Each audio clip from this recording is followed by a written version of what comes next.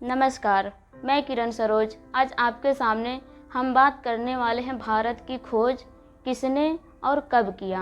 Europe के लोग पूरी दुनिया में व्यापार करना चाहते थे और भारत में व्यापार करने के लिए उन्हें समुद्री मार्गों की ज़रूरत थी और अरब के लोग भारत के मार्गों के बारे में जानते थे, लेकिन वो यूरोपियों के इन मार्गों के बारे में नहीं बताया।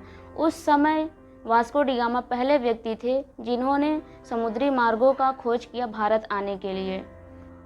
उस समय यूरोप में मसालों की ज़रूरत बहुत ही ज़्यादा थी और भारत में मसालों की खेती बहुत ज़्यादा होती थी, इसलिए उन लोगों ने सोचा कि भारत आकर मसाले ले जाएं, लेकिन उन्हें भारत आने के लिए ऐसे मार्गों की ज़रूरत थी जो भारत बहुत ही कम समय में ले जाए और ऐसा मार्ग केवल समुद्र के जरिए ही संभव था और भारत को समुद्र 3 ओर से घेर रखा था। ऐसे में यूरोपियों को भारत आने के लिए 3 मार्ग संभव थे।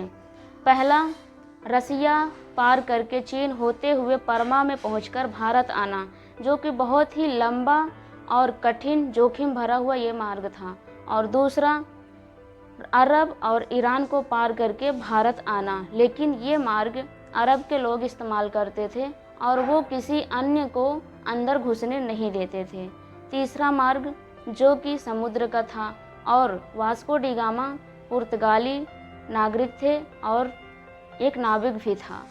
उन्होंने सोचा कि यूरोप से भारत आने के लिए समुद्री मार्गों की खोज करें और उन्होंने 20 मई 1498 में भारत के कालीकट बंदरगाह केरल में जाकर पहुँचे और यह सफ़र लगभग 10 महीनों का था और वहाँ जाकर वहाँ के राजा से मसाले के व्यापार के बारे में समझौता किया और कई प्रकार के मसाले खरीदे और वहाँ से फिर पुर्तगाल वापस चला गया और इसे ही भारत की खोज कहा गया।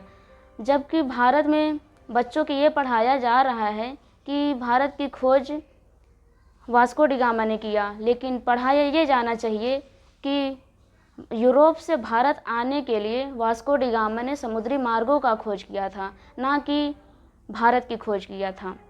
धन्यवाद।